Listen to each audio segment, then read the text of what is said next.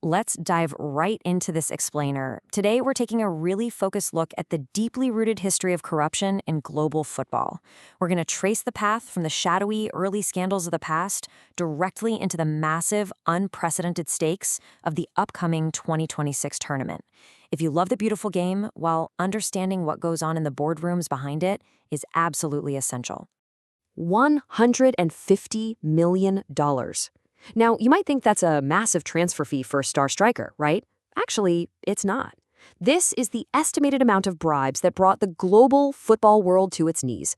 According to the U.S. Department of Justice, this colossal figure represents decades of systemic bribery, fraud, and money laundering tied mostly to media and marketing rights for tournaments in the Americas. It's a number that completely shattered the illusion of fair play off the pitch. To break this all down, here's our roadmap for this explainer. 1. The beautiful game's underbelly. 2. The 2015 FIFA takedown. 3. Following the bribe money. 4. Calciopoli and early warning. 5. Fallout and sweeping reforms. And finally, 6. Looking ahead to 2026. Let's get right into it. Section 1. The beautiful game's underbelly, beneath the surface of global football. Every 4 years, the World Cup brings billions of us together in just pure, unadulterated joy. But for a really long time, beneath the surface of global football, there was an entirely different game being played. This wasn't about tactics on green grass.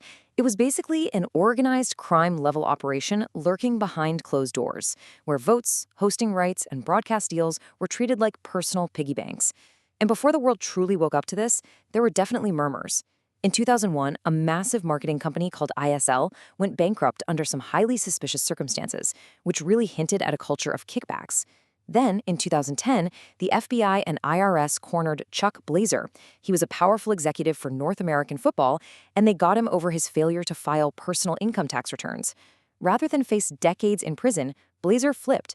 He began cooperating undercover, even wearing a wire during the 2012 Summer Olympics. And by 2014, FIFA had commissioned the Garcia Report to look into the 2018 and 2022 World Cup bidding processes, but they actually refused to release it in full, claiming legal reasons. So the pressure cooker was really building. Section 2. The 2015 FIFA takedown. The raids that shook the world. Now, what's really fascinating is how we arrived at the dramatic climax. That pressure cooker we just talked about, it finally exploded in May 2015. May 27th, 2015 is a date that's forever burned into sports history. It all started with a literal dawn raid at the incredibly luxurious hotel Bar au Lac in Zurich, Switzerland. While top officials were peacefully sleeping, getting ready for the 65th FIFA Congress, Swiss authorities moved in and arrested 7 current officials. But this was a highly coordinated global net. On that exact same day, the FBI raided the North American football headquarters in Miami Beach. Simultaneously, the U.S. Attorney General unsealed indictments against 14 individuals, 9 officials and 5 corporate executives. In a single day, the untouchables of world football were suddenly in handcuffs. Section 3. Following the bribe money. Unpacking the criminal syndicate. So how did law enforcement actually pull this off? Let's unpack the mechanics of these crimes. The absolutely crucial point here is this. The DOJ didn't just charge these officials with simple bribery. No, they used the RICO Act. This is a federal law famously created to take down the American mafia. By using RICO, prosecutors weren't just treating these men as corrupt individuals. They were legally framing segments of international football governance as an organized, long-term criminal syndicate. They argued these executives were using their positions purely to enrich themselves through a clear pattern of racketeering. And right alongside RICO, they used the Travel Act. This law makes it a federal crime to use interstate or foreign travel or the mail system to conduct illegal activities. Why does this matter? Well, because it allowed the U.S. to target international transactions that barely even touched American soil. In one incredible instance documented in the indictments, get this, a bank representative flew all the way from the Bahamas to New York just to pick up a physical check for a $250,000 bribe simply to transport it safely back to an official's bank account. The Travel Act made that single flight a federal crime. But it wasn't just individuals taking the fall. Major corporations were deeply complicit too. Entities like Traffic Sports USA and US Imagina LLC, which is a subsidiary of the Spanish group MediaPro, pled guilty to wire fraud conspiracies. What happened was these companies essentially bought the media and marketing rights to massive tournaments by funneling millions of dollars in bribes to football officials. They laundered this money through incredibly complex webs of shell companies and offshore accounts. It was systemic, corporate-level corruption, and these guilty pleas eventually resulted in tens of millions of dollars in fines and restitution. Then, the FBI unsealed the transcript of Chuck Blazer's sworn court statement. Listen to this quote. "I and others on the FIFA Executive Committee agreed to accept bribes in conjunction with the selection of South Africa as the host nation for the 2010 World Cup." Just let the sheer weight of that sink in for a second. A top-ranking football official admitting in federal court that the host of the World Cup, the absolute pinnacle of the sport, was partially decided by who paid the biggest bribe. It completely fundamentally changed how the public viewed the tournament. Section 4. Calciopoli, an early warning. We really have to remember, though, the 2015 takedown wasn't the first time football's integrity was shattered. There was an early warning sign that was largely ignored by global governance, the 2006 Italian scandal known as Calciopoli. This perfectly illustrates two very different flavors of corruption in the sport. On one side, you have Calciopoli in 2006, which was all about on-pitch manipulation. Top Italian clubs were caught communicating directly with referee organizations to make sure favorable officials were assigned to their matches, which directly influenced the results of the games. On the other side, you have the 2015 scandal.